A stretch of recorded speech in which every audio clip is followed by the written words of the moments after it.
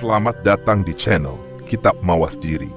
Pada kesempatan kali ini, kita akan membahas salah satu tokoh besar dalam sejarah penyebaran Islam di Nusantara, yaitu Sunan Gunung Jati, atau yang dikenal dengan nama asli Syarif Hidayatullah. Semoga pembahasan ini memberikan kita pemahaman yang lebih dalam tentang nilai-nilai dakwah dan kebijaksanaan yang terkandung dalam setiap langkah perjuangannya. Sunan Gunung Jati, yang dikenal dengan nama asli Syarif Hidayatullah, merupakan salah satu tokoh penting dalam sejarah penyebaran Islam di Nusantara. Beliau lahir pada tahun 1448 di Mekah, sebuah kota suci yang menjadi pusat peradaban Islam. Kelahiran beliau di Tanah Suci bukanlah kebetulan, melainkan bagian dari perjalanan takdir yang kelak mengantarnya menjadi pemimpin spiritual dan penyebar Islam di Nusantara. Syarif Hidayatullah berasal dari garis keturunan yang mulia. Ayahnya, Syarif Abdullah, adalah seorang ulama besar dan keturunan Rasulullah melalui jalur Hasan bin Ali. Nasab ini memberikan legitimasi spiritual yang tinggi bagi dirinya sebagai pemimpin umat. Ibunya, Nyai Rara Santang, adalah putri Prabu Siliwangi, Raja Besar Kerajaan Pajajaran di Tanah Sunda. Dengan demikian, Syarif Hidayatullah memiliki perpaduan darah bangsawan Sunda dan darah keturunan Nabi Muhammad, sebuah warisan yang memperkuat perannya sebagai penyatu antara nilai-nilai Islam dan tradisi lokal. Sejak kecil, Syarif Hidayatullah dibesarkan dalam lingkungan yang sangat religius. Ayahnya memastikan ia mendapatkan pendidikan agama yang mendalam, meliputi Al-Quran, hadits, fikih, dan tasawuf. Selain itu, ibunya juga menanamkan nilai-nilai kebangsaan dan kearifan lokal Sunda, yang kelak menjadi bekal penting dalam strategi dakwahnya. Masa kecilnya dihabiskan dengan belajar dan mendalami berbagai ilmu pengetahuan Islam. Ia dikenal sebagai anak yang cerdas, rajin, dan memiliki kepedulian besar terhadap masyarakat. Cita-citanya untuk menyebarkan Islam mulai tumbuh sejak usia dini, terinspirasi oleh ajaran keluarganya yang menekankan pentingnya menyebarkan kebaikan dan nilai-nilai Islam ke seluruh penjuru dunia. Kelahiran dan latar belakang Syarif Hidayatullah menunjukkan bahwa ia tidak hanya ditakdirkan untuk menjadi seorang pemimpin agama, tetapi juga sebagai pemersatu dua budaya besar, Islam dan tradisi Nusantara.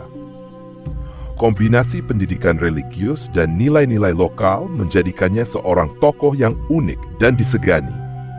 Sejak usia muda, Syarif Hidayatullah menuju kecerdasan yang luar biasa, terutama dalam mempelajari ajaran agama. Dengan latar belakang keluarganya yang religius, ia mendapat kesempatan emas untuk belajar langsung di pusat peradaban Islam, yakni Mekah dan Madinah. Di sana, ia dibimbing oleh para ulama besar yang menguasai berbagai cabang ilmu agama. Pendidikan yang diterimanya mencakup ilmu Al-Quran, tafsir, hadits, fikih, dan tasawuf. Syarif Hidayatullah juga mempelajari bahasa Arab secara mendalam, yang menjadi alat penting dalam memahami kitab-kitab keislaman klasik. Ia tidak hanya belajar teori, tetapi juga praktik spiritual, memperkuat hubungannya dengan Allah melalui pendekatan sufistik. Hal ini menjadikan dirinya seorang ulama yang tidak hanya pandai, tetapi juga memiliki kebijaksanaan dan kerendahan hati. Setelah menyelesaikan pendidikannya di Mekah dan Madinah, Syarif Hidayatullah melanjutkan perjalanannya ke berbagai wilayah di Timur Tengah. Ia mengunjungi Mesir, Yaman, dan Persia, yang saat itu dikenal sebagai pusat keilmuan Islam.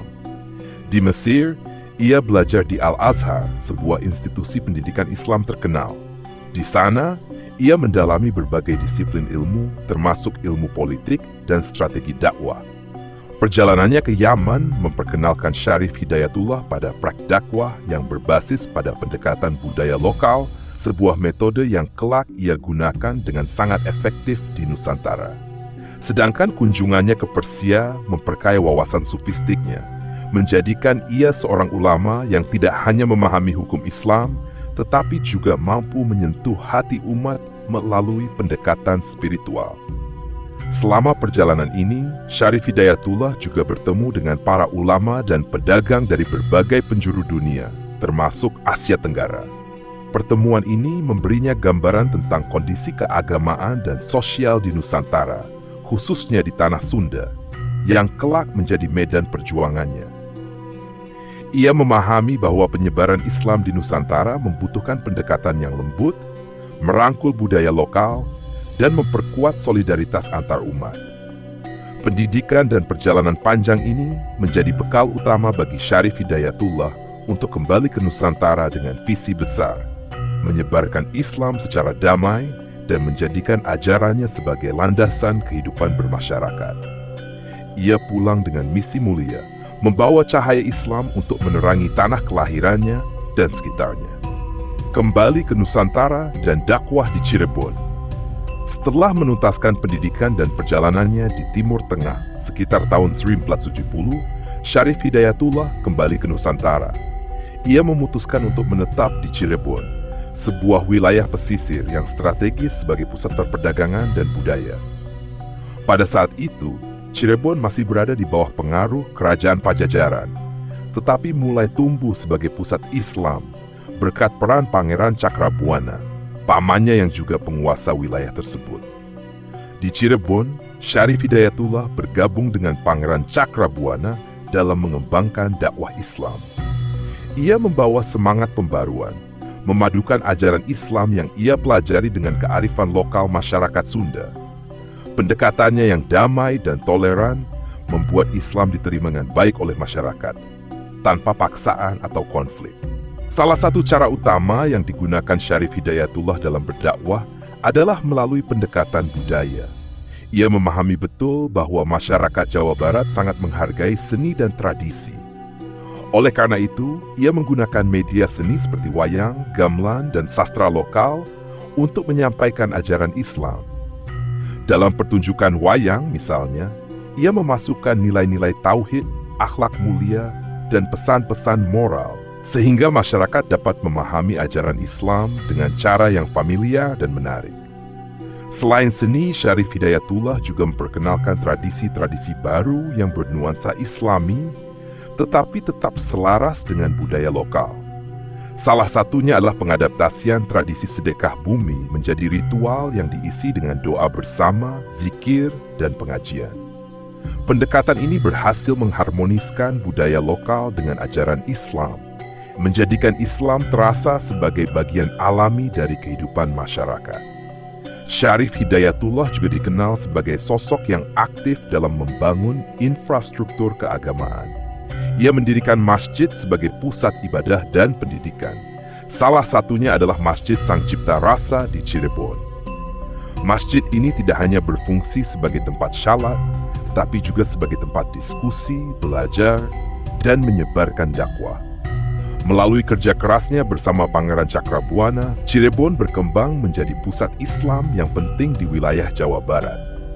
Pendekatan damai, kearifan lokal, dan kepemimpinan yang bijaksana menjadikan Syarif Hidayatullah tokoh yang dicintai masyarakat. Kembalinya Syarif Hidayatullah ke Nusantara menandai babak baru dalam sejarah Islam di Tanah Sunda, mengukuhkan Cirebon sebagai salah satu pusat peradaban Islam di Nusantara. Setelah wafatnya Pangeran Cakrabuana, Syarif Hidayatullah diangkat sebagai penguasa Cirebon. Pengangkatannya tidak hanya karena hubungan keluarga, tetapi juga karena pengaruhnya yang besar sebagai seorang ulama dan pemimpin yang bijaksana. Dengan kepemimpinannya, Cirebon tumbuh menjadi pusat penyebaran Islam yang strategis di Jawa Barat dan sekitarnya.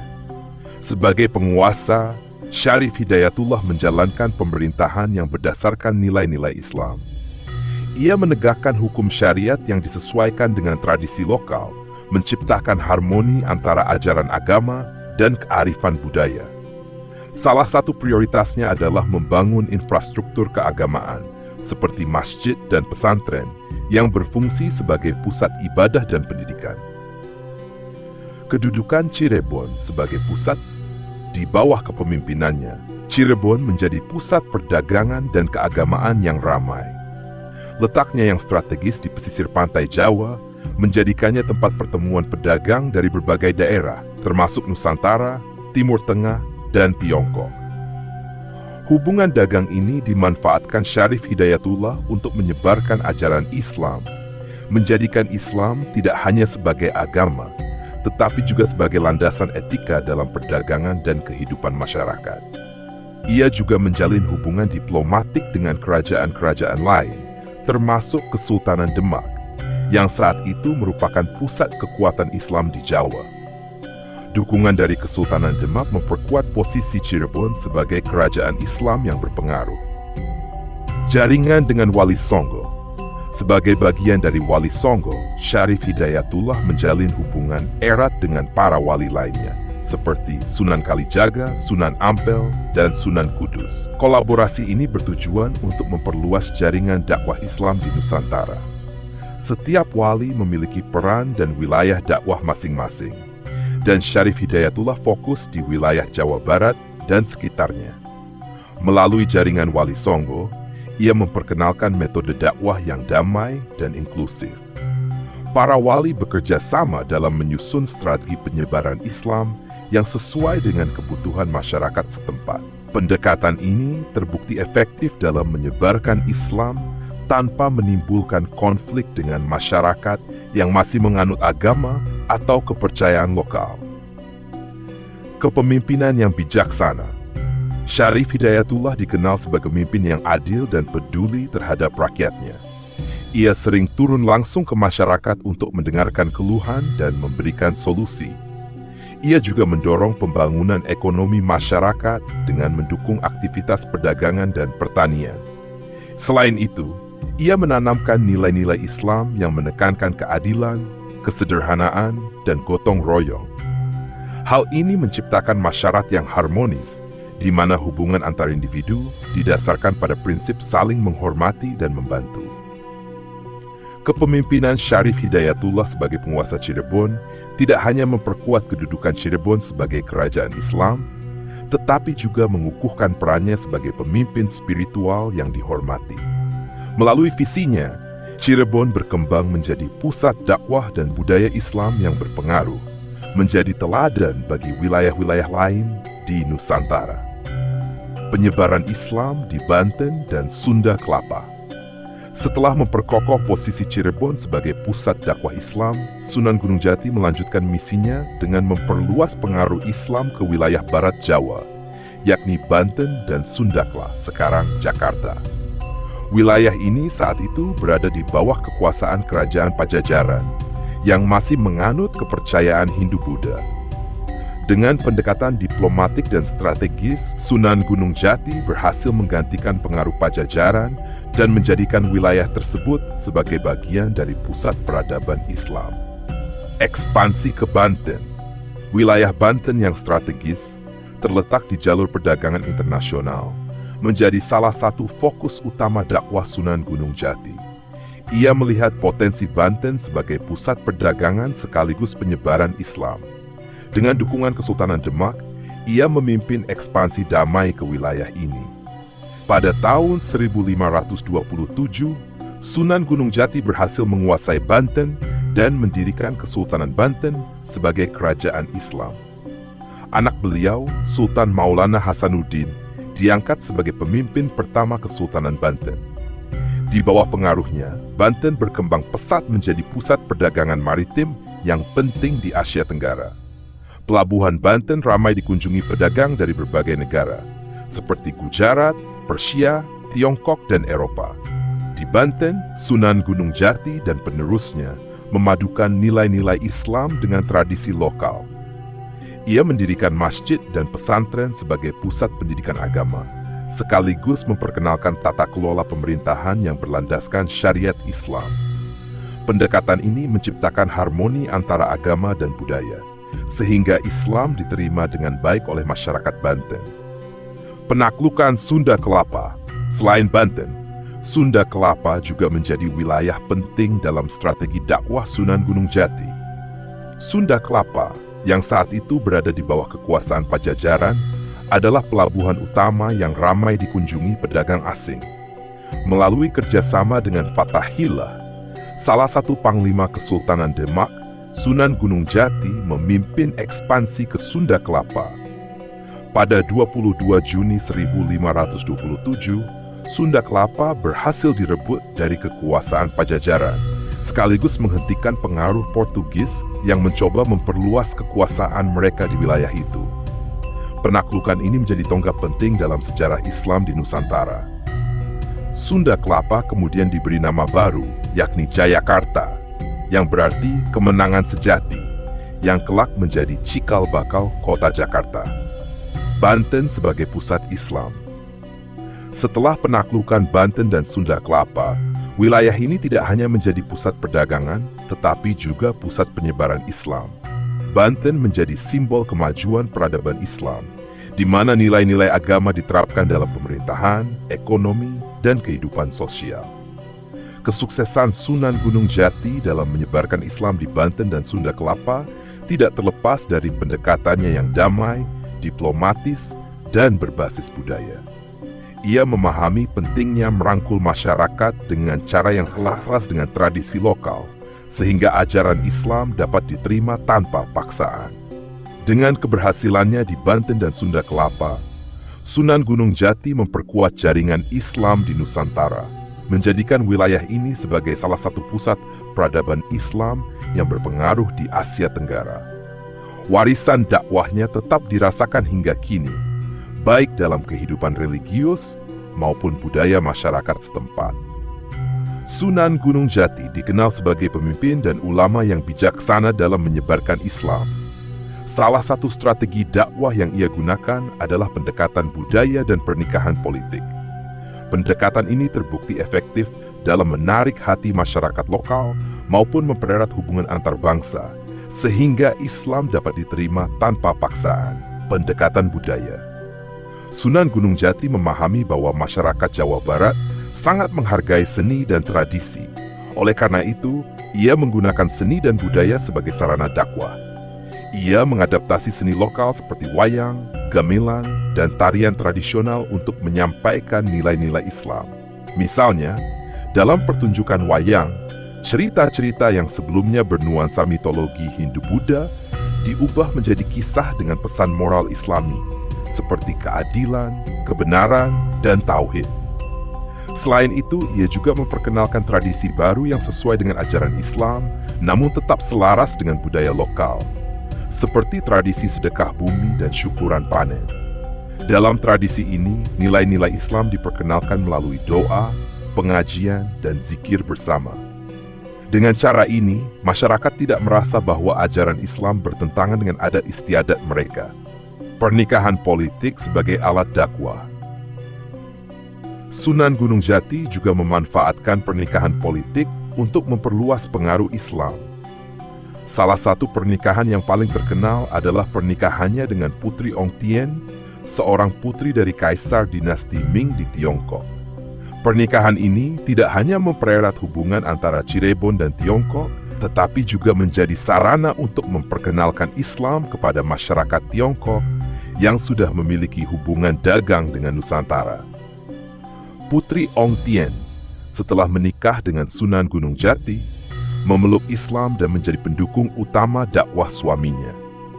Ia memainkan peran penting dalam memperkenalkan Islam kepada kalangan istana dan pedagang Tionghoa yang bermukim di Cirebon.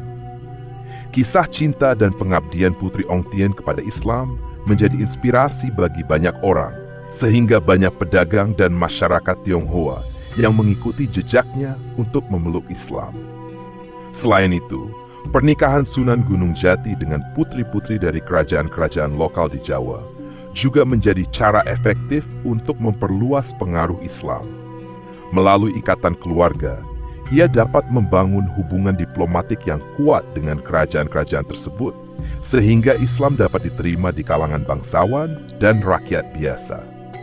Hasil dari pendekatan ini, pendekatan budaya dan pernikahan politik yang dilakukan Sunan Gunung Jati membuktikan bahwa Islam dapat berkembang secara damai dan harmonis.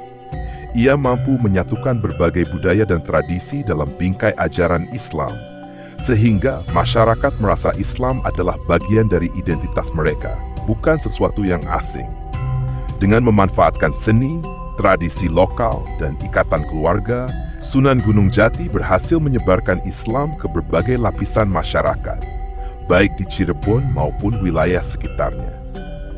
Strategi ini tidak hanya memperkuat posisi Islam sebagai agama mayoritas di wilayah tersebut, tetapi juga menciptakan masyarakat yang harmonis dan toleran. Pendekatan damai Sunan Gunung Jati dalam dakwah tetap menjadi inspirasi bagi banyak generasi, menunjukkan bahwa kebijaksanaan, penghormatan terhadap budaya lokal. Sebagai salah satu anggota Wali Songo, Sunan Gunung Jati memegang peran yang sangat penting dalam dakwah Islam di Nusantara. Wali Songo dikenal sebagai 9 wali yang menjadi pelopor penyebaran Islam di tanah Jawa. Masing-masing wali memiliki wilayah dan metode dakwahnya sendiri, dan Sunan Gunung Jati fokus di Jawa Barat, khususnya Cirebon, Banten, dan Sunda Kelapa. Peran dalam Wali Songo. Dalam jaringan Wali Songo, Sunan Gunung Jati dikenal sebagai pemimpin yang visioner dan diplomatis. Ia bekerja sama erat dengan para wali lainnya seperti Sunan Kalijaga, Sunan Kudus, dan Sunan Ampel untuk menyusun strategi dakwah yang efektif. Salah satu keberhasilan besar Wali Songo adalah pendekatan inklusif mereka yang mengintegrasikan Islam dengan budaya lokal. Sunan Gunung Jati menekankan pentingnya akhlak mulia dalam dakwah. Ia mengajarkan bahwa Islam bukan sekadar ritual ibadah, tetapi juga panduan hidup yang mencakup aspek sosial, ekonomi, dan politik. Nilai-nilai seperti keadilan, kesederhanaan, dan kasih sayang menjadi inti dari ajarannya, menciptakan harmoni dalam masyarakat yang terdiri dari berbagai latar belakang agama dan budaya. Selain itu, ia juga mendorong toleransi antar umat beragama. Dalam dakwahnya, Sunan Gunung Jati tidak pernah memaksakan Islam kepada siapapun. Sebaliknya, ia mengajak masyarakat dengan cara yang lembut dan damai, sehingga Islam diterima sebagai agama yang membawa rahmat bagi semua. Warisan spiritual. Sunan Gunung Jati meninggalkan warisan spiritual yang mendalam bagi masyarakat Nusantara. Salah satu warisan utamanya adalah pendirian lembaga-lembaga keagamaan seperti masjid dan pesantren. Institusi ini tidak hanya menjadi tempat ibadah, tetapi juga pusat pendidikan dan pengembangan masyarakat. Ia juga memperkenalkan nilai-nilai Islam yang relevan dengan kehidupan sehari-hari masyarakat. Misalnya, ia mengajarkan pentingnya gotong royong, rasa hormat kepada orang tua, dan kepedulian terhadap sesama. Nilai-nilai ini menjadi bagian integral dari budaya masyarakat Jawa Barat hingga kini. Peninggalan di Cirebon dan Banten. Di Cirebon, Sunan Gunung Jati meninggalkan sejumlah peninggalan bersejarah yang menjadi saksi kejayaannya seperti Masjid Sang Cipta Rasa dan Keraton Kasepuhan. Kedua tempat ini tidak hanya berfungsi sebagai pusat pemerintahan dan ibadah, tetapi juga sebagai simbol perpaduan antara Islam dan budaya lokal. Di Banten, warisan Sunan Gunung Jati terlihat dalam kemajuan Kesultanan Banten yang menjadi pusat perdagangan dan penyebaran Islam. Nilai-nilai yang ia tanamkan, seperti keadilan dan kepedulian sosial, menjadi landasan pemerintahan Banten di bawah Sultan Maulana Hasanuddin, pesan kehidupan. Sebagai anggota Wali Songo, Sunan Gunung Jati meninggalkan pesan kehidupan yang relevan hingga kini. Ia mengajarkan bahwa Islam dapat berkembang dengan damai melalui pendekatan yang menghormati budaya dan tradisi lokal. Strateginya yang menekankan harmoni sosial, toleransi, dan kasih sayang membuktikan bahwa dakwah tidak harus dilakukan dengan kekerasan, melainkan dengan kebijaksanaan dan cinta kasih. Warisan Sunan Gunung Jati tetap hidup dalam kehidupan masyarakat, baik melalui tradisi budaya, institusi keagamaan, maupun nilai-nilai spiritual yang ia tanamkan. Sebagai seorang wali, pemimpin, dan ulama, ia tidak hanya menyebarkan Islam, tetapi juga membangun peradaban yang berlandaskan nilai-nilai kebaikan universal. Sunan Gunung Jati wafat pada tahun 1916 di Cirebon setelah menjalani kehidupan penuh pengabdian sebagai pemimpin, ulama, dan penyebar Islam. Kepergiannya meninggalkan duka mendalam bagi masyarakat Cirebon dan wilayah sekitarnya, yang telah merasakan kebijaksanaan dan kasih sayangnya selama masa hidupnya. Wafat dan makam. Sunan Gunung Jati dimakamkan di Bukit Gunung Sembung, sebuah lokasi yang kini menjadi salah satu tempat ziarah penting di Indonesia.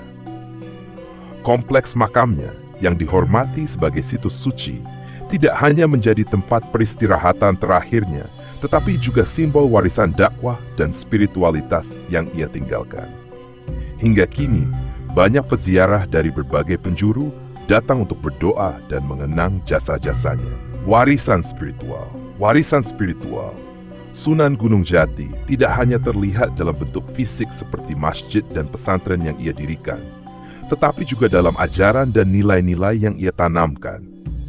Nilai-nilai seperti toleransi, keadilan, dan cinta kasih terus menjadi pedoman bagi masyarakat.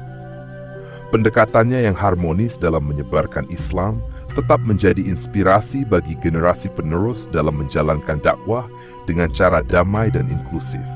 Warisan politik. Sebagai pendiri Kesultanan Cirebon dan pencetus berdirinya Kesultanan Banten, Sunan Gunung Jati juga meninggalkan warisan politik yang besar. Ia berhasil meletakkan dasar pemerintahan Islam yang adil, yang mengedepankan kesejahteraan rakyat dan harmoni sosial. Kesultanan Cirebon dan Banten menjadi pusat peradaban Islam yang tidak hanya berpengaruh di Jawa, tetapi juga di seluruh Nusantara. Di bawah pengaruhnya, Cirebon dan Banten tumbuh menjadi wilayah strategis yang tidak hanya berkembang dalam bidang keagamaan, tetapi juga ekonomi dan budaya. Pelabuhan Banten misalnya menjadi salah satu pelabuhan tersibuk di Asia Tenggara pada masanya. Sementara Cirebon terus dikenal sebagai pusat ilmu agama dan tradisi Islam. Pengaruh dalam perkembangan Islam di Indonesia. Warisan Sunan Gunung Jati melampaui zamannya. Ia tidak hanya berhasil menyebarkan Islam, tetapi juga menciptakan model masyarakat yang berlandaskan nilai-nilai Islam tanpa menghilangkan identitas budaya lokal. Pendekatan damainya dalam berdakwah menjadi contoh bagi para pemimpin dan ulama setelahnya, yang terus melanjutkan misinya untuk menyebarkan Islam di seluruh Nusantara. Melalui strategi dakwahnya yang cerdas dan penuh kasih, Sunan Gunung Jati tidak hanya mengubah Cirebon dan Banten, tetapi juga memberikan kontribusi besar dalam menjadikan Indonesia sebagai salah satu negara dengan populasi Muslim terbesar di dunia. Kesimpulan, Sunan Gunung Jati bukan hanya seorang wali, tetapi juga seorang pemimpin visioner yang mampu mengintegrasikan agama, budaya, dan politik dalam sebuah harmoni yang langgeng. Meskipun ia telah tiada, warisan spiritual dan kebijaksanaannya terus dirasakan oleh generasi penerus. Makamnya di Bukit Gunung Sembung menjadi simbol penghormatan terhadap seorang tokoh besar yang telah memberikan sumbangsih luar biasa bagi perkembangan Islam di Indonesia. Demikianlah pembahasan kita tentang sejarah Sunan Gunung Jati. Semoga kisah hidup beliau yang penuh perjuangan dan kebijaksanaan ini bisa menjadi sumber inspirasi dan pencerahan bagi kita semua dalam menjalani kehidupan sehari-hari. Semoga kita bisa mengambil teladan dari perjuangan beliau dalam menyebarkan kebaikan dan nilai-nilai Islam dengan cara yang penuh kasih dan damai. Jangan lupa untuk terus mengikuti channel Kitab Mawas Diri untuk mendapatkan lebih banyak lagi pembahasan yang bermanfaat. Wassalamualaikum warahmatullahi wabarakatuh.